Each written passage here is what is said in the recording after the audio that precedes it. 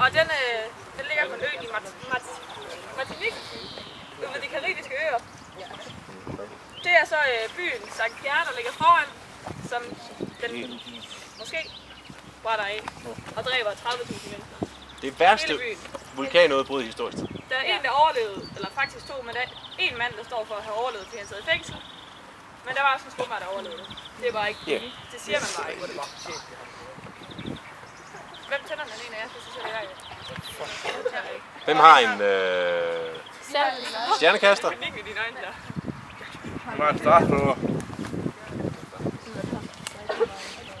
Jamen, jeg tror faktisk, at vi kan tænde på.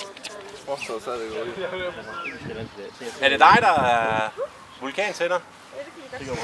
Var der flere lys? Ja, der er en mere. Okay.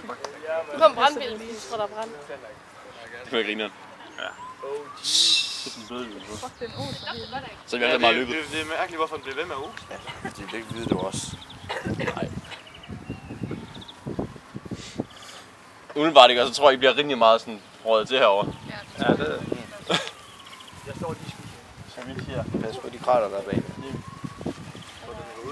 Fik jeg gang i det? Ja, den ryger. Ja, Kom varme. det kommer. Og det er forfærdeligt ved den der var jo sådan set, at man vidste godt, at vulkanen var aktiv, og der havde været masser af udbrud, eller hvad hedder det, masser af små jordskælv og det ene og det andet. Men der var altså lige byfest og valg ret snart. Ja, og folk...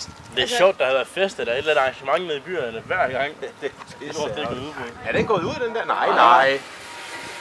Told you. Ja. Det larmede sikkert også. Ja. Wow.